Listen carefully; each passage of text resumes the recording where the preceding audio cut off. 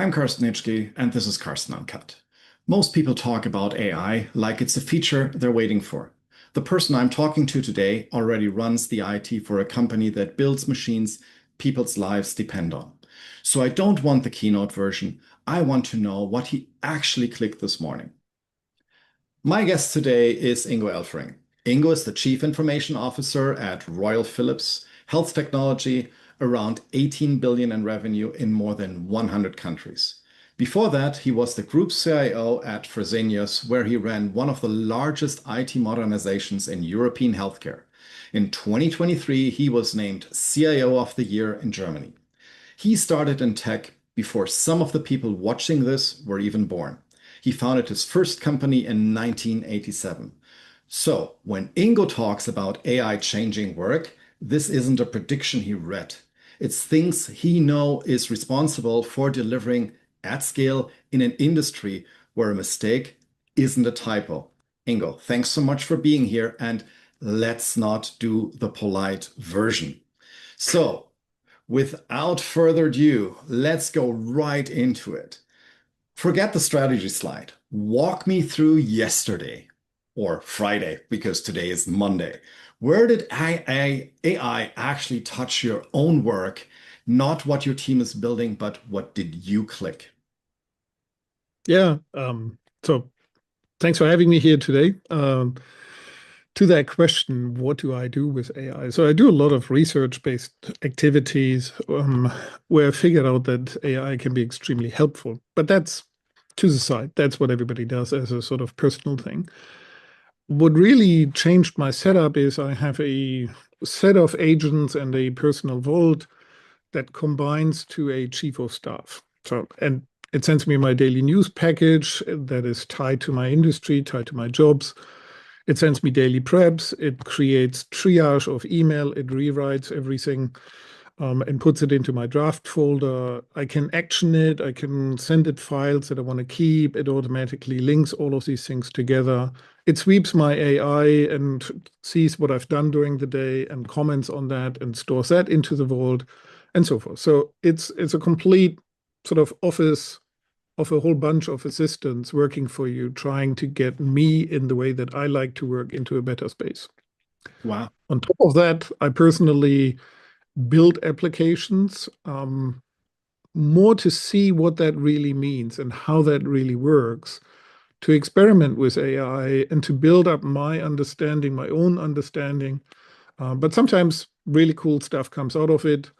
I wrote a very nice bot for Teams inside over the last week. Before that, I built a whole bunch of other smaller applications on iPhones, on larger scale infrastructure in our enterprise. And it helps me understand what my expectation should be of our IT team. And that has gone quite significantly in different directions over the last 9 months. I can somehow imagine. Well, it sounds pretty amazing. Especially I like the thing around the personal productivity that you mentioned first.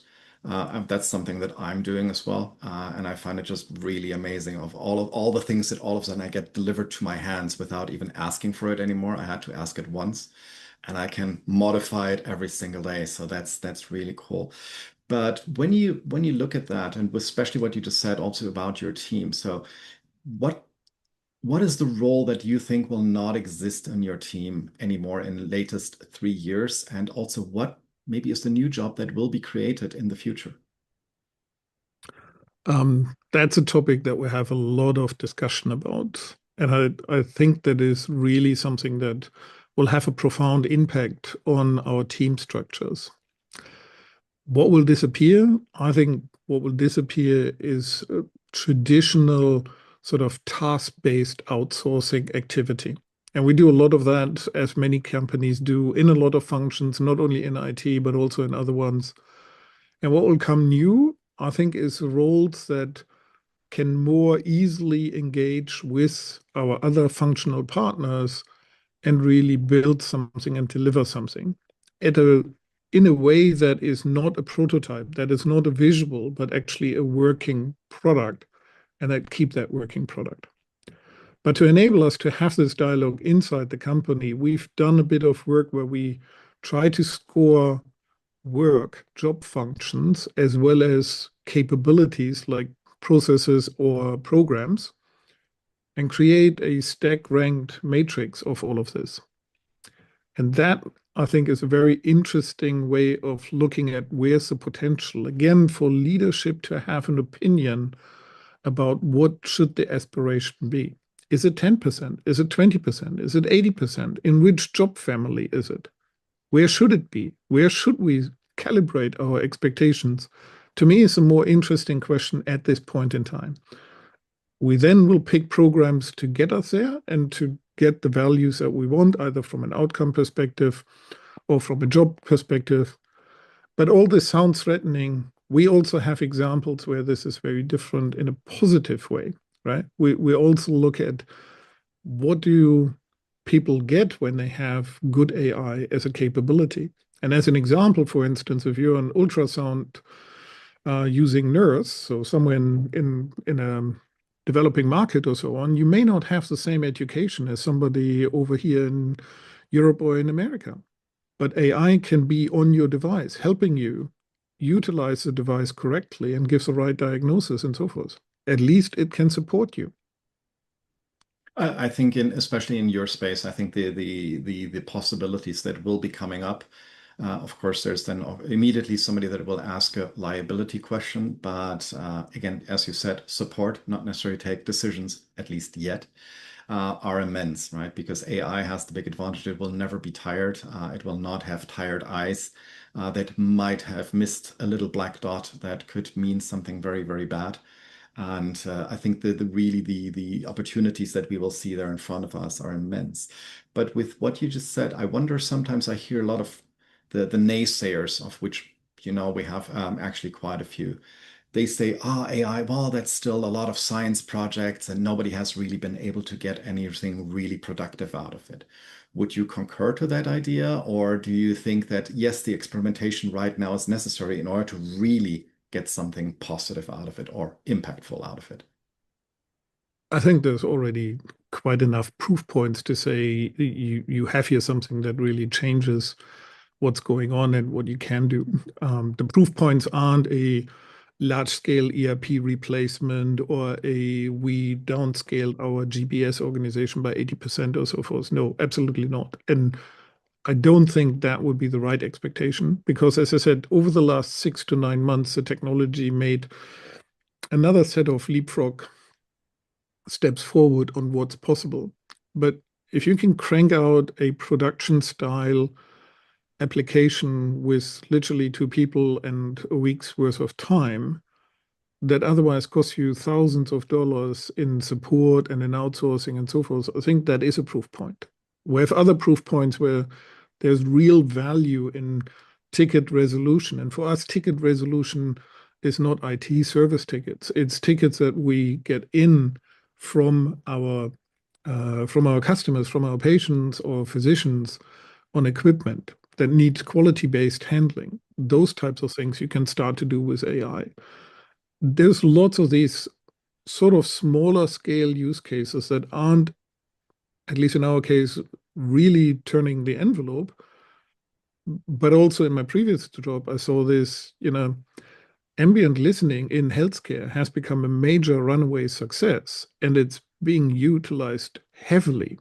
So there are areas where we start to see the real benefit coming. I think we can now do things that a year ago would have been impossible to do. And therefore, I'm pretty sure we'll continue to see now value realization a lot faster. I completely agree with you. And actually, the ambient listening that you're referring to, I'm seeing that every day when I go to the doctor. And I really appreciate that they're actually looking at me and talking to me and not looking at their keyboard and writing things in 2 fingers or 4 fingers if you're lucky, and really spend the time with me as a patient.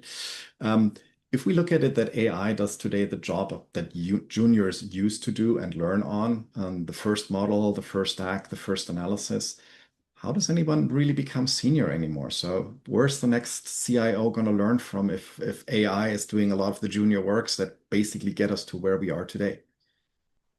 Yeah, that's one where I also don't have a good answer, other than maybe you should think about if you want to become CIO in the first place. Good point, especially in the future. But as we did this rank stacking of roles, that when you do it by job family, gets you also at the question of what is junior role versus more senior role. And yeah, the obvious observation is that more junior roles, especially task-oriented junior roles, can be replaced or can be heavily augmented. So then it means you need smaller teams, not all the people replaced by AI. But yeah, at a lower level, that is quite possible. And again, quality of outcome has dramatically improved over the last few months. And there is a very interesting study around this where people look at the quality of an outcome that you do as a human and that AI can do, and how that has moved on over the last few years as this whole Gen AI technology became available. And for certain tasks, this works really, really well and at scale, but it does away with the junior jobs. And what does it really mean? As I said, I don't know the answer to this. I think it will, like always in the past as well, mean that junior will be redefined into something that is actually higher than what junior is today. And that people that do that sort of higher grade junior job will utilize more of the tools to actually start at a higher point, if that makes sense. And to some extent, I think this is also, again, in healthcare visible, where the nurse that comes in at the lower pay grade level probably is one that can actually do more and know more because she will have an AI tool. So I guess it's a redefinition of what corporate ladder already means and what it will mean in the future. And we'll all figure it out as we go. And it is a generation question. I have a lot of discussions with friends and families and work colleagues to say, what should my kid go to school for? What should it learn? What is safe to learn? What is not safe to learn? I'm not sure if there's actually a good answer for that. I mean, what is safe to learn and what not? I think learning in general is a good thing. Having a general curiosity is a very good thing. Having doubts behind anything that you see and ask more questions behind it is a very, very good thing.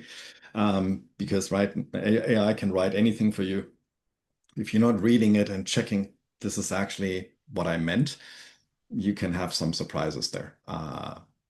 Less and Yeah, less, but there can be definitely surprises. yeah. Which actually leads me to my next question. So, is there anything that you think that AI made you worse at since you start using it? And is there a skill that you're deliberately protecting also from it so that you really keep that as Ingo himself and not AI powered or AI based or AI augmented? Yeah, what have I gotten worse at? I would say spare time. That definitely. Sounds familiar. Yeah. There's too much to learn, and it's interesting to learn. And I'm not alone. I'm maybe a techie guy to some extent, but even my wife, when she met one of the AI tools, started to apply to all sorts of different things that amaze me that have nothing to do with how I use AI, but she uses it in a completely different way. So, but I think the real difference is empathy and soft skills is something that you really need. And because at the end of the day, we're not dealing with agents all the time. We're dealing mostly with humans and hope all the boring work gets done by agents. So actually, soft skills become a lot more important. And I think they're also the key to if you like to do technology in the future, you need to work in a team of non-technologists and technologists. And the best thing that you can bring to that team is probably the ability to close that gap. And that requires you to have empathy and soft skills. The second thing I think is to keep sharp at thinking outside the box or in round areas or so forth, because what I experienced with AI is that if you ask differently or if you have a different level of problem solving attached to what you're trying to do, the answers change quite dramatically. One of the most interesting things I have running as an experiment is I run an AI learning loop on everything that I do with AI to tell me how I can do it next time better. And Wow. it's fascinating to look at your own thinking over time and how it evolves. And then it automatically suggests skills to write, and then it uses an optimizer to optimize the skill. So it's like 3 layers in one thought process or as a byproduct of the one thing that you do. And that's what I mean was, the more creative you can ask the thing, the more interesting answers you get. I think the new limit is, can you think strange enough? Oh my goodness, I love that. Because you know that one of my leitmotif continues to be dream crazy, right? And so it is really this level of creativity and to think beyond what has been thought before and to ask the questions that have not been asked before that keep us unique. That also challenge then everything around us. I very much like that. I like the idea that you had around this system that checks on you and then make sure, hey, how can you do it actually better next time? I think also the continuous improvement is something that generally we should all work on more. I will see that I copy that skill from you shortly. That's definitely a good one. In in your business, and you said it before, right? I mean, you're not selling advertising or anything else. Hallucination in your world can reach a real patient and can have life impacting consequences. Where's the actual line that you see today? So what is AI allowed to touch and what will it not, what won't it be able to touch, at least in the near term, even if this means that certain things just will be slower or with the human factor, which is also a risk factor? Yeah, this is fascinating question in healthcare because there is a whole bunch of studies out there that look at how is healthcare from an outcome perspective when AI is in the loop or when AI does a diagnosis or so forth. And it, the research may not be totally conclusive and all the warnings attached and so forth, but you see that AI unfiltered can actually produce better results than a human. It's also true that some humans for non-routine work will most likely always produce better results than AI. But for standard work, I think AI is already extremely good. And having worked through some of these experiments, my understanding on how to make the process more robust, to design hallucinations out of the system, to put guardrails in, to direct the outcome of the AI and to direct how you build AI has gotten me to believe where I think you can do a lot more where the result for the majority of cases, like 60, 70, 80%, will be just right. And you can automate the process, therefore, to a much larger extent and really think about where human in the loop is and what that actually means. Or is human in the loop only a concept for human is only in the escalation in the loop and everything else is automatic? And I think we have to face a reality. This is also in consumer hands. So, if you wait for your image to be analyzed or your lab results to be analyzed and you wait for a call back from your doctor, at least in my environment, this now is I have the test result at the same time as the doctor. I feed that into AI and I get a result, and it's usually correct. I would concur with you, and I see at least in Spain where I live, or also in Germany, that a lot of doctors they do their night shifts and everything else, and so they're very often with more than just 8 hours on their back or 4 hours on their back when you sit in front of them. And so for me, the likelihood that they miss something and they can be the most brilliant ones in the world is just simply a given. And I sometimes wonder also why do we question so much the machine that had at least 10 times more and probably thousands or million times more sample images seen before it takes any decision than any doctor in the world. Um, we question more the machine than the human that takes a decision. So it's still something that is it's going to be interesting to see how it's going to evolve. In your circle, basically everybody is saying the right now the same thing about AI. And yeah, we're still there. We need to do it, right? So I see a lot of we need to do it. Yeah, we want to do it bottom up. Where is it going to go? And yeah, we want to have more consensus around it. Where do you think this whole consensus is just wrong? And how do you think really a large company should be going about AI to really increase productivity or make their products better or whatever the goal might be that they might be having? I think the consensus to me, where I see a lot of discussion that isn't helpful, is around token economics and the so-called SaaS apocalypse. On the later one, I think actually a lot more of legacy applications that are purpose-built for small purpose areas that are expensive to support and so forth. That's where the bigger impact is compared to the large CRMs or ERP systems or so forth of the world. So I think that that discussion is wrong in the wrong place there.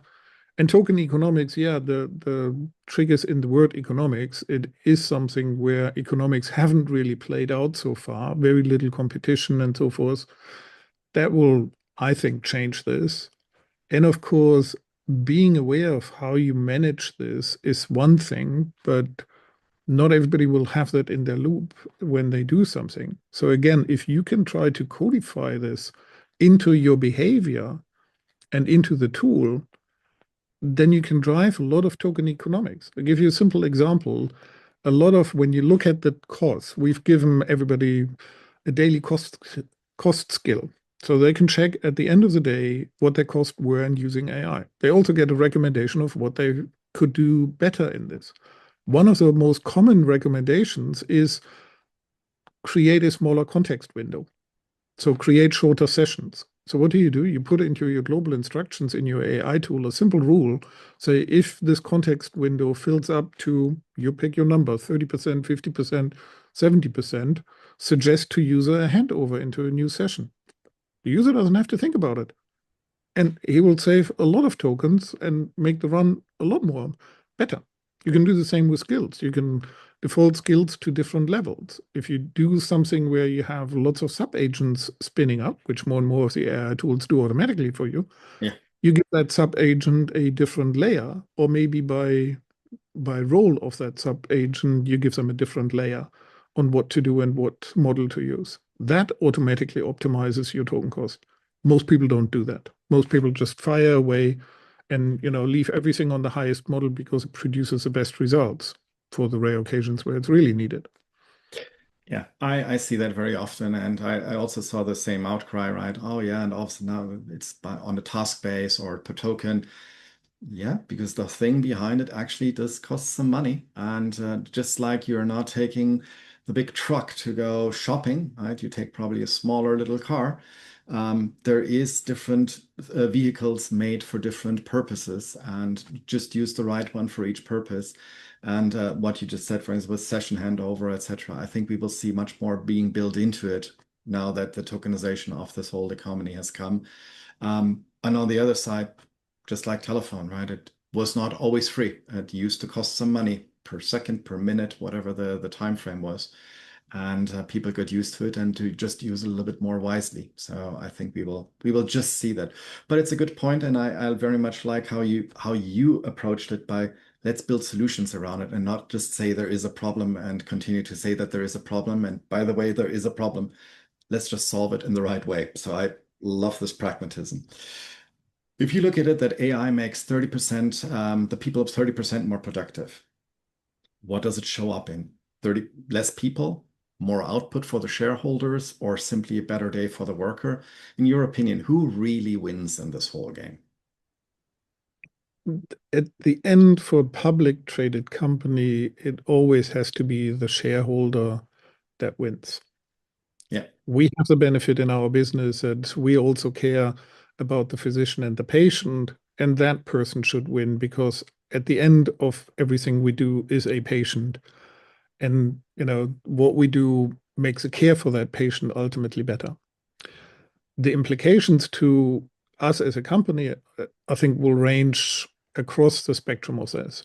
If it's a better, more confident nurse, more confident physician that supports you, a quicker workload that is done, a workflow that is done, where your radiologist report is arriving quickly, those are all great outcomes. As I said, a GBS organization, a task-based outsourcing of business processes or so forth, that might get a lot smaller and a lot more automated.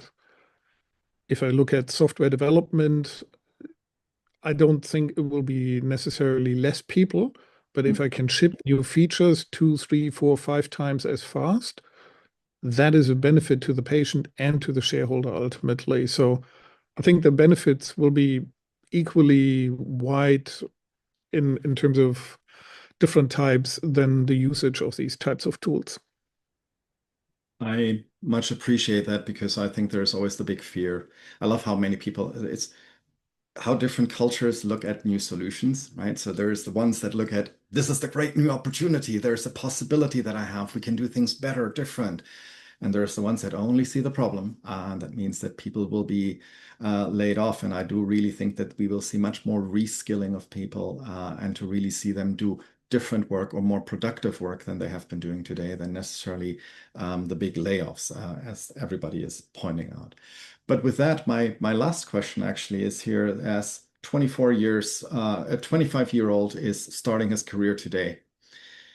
What is your one piece of advice and that you can give to the person that he really should do or he or she should do that's beside the typical learn to use AI that everybody says. What is the one piece of advice that you would be giving to a 25-year-old today? I think the essence of the answer I already gave. On one side, yes, learn AI, absolutely. You need to understand how to become effective in these types of tools, but work on the cross-functional skill, on the soft skill side of things, and really rethink what you are capable of doing as an individual contributor.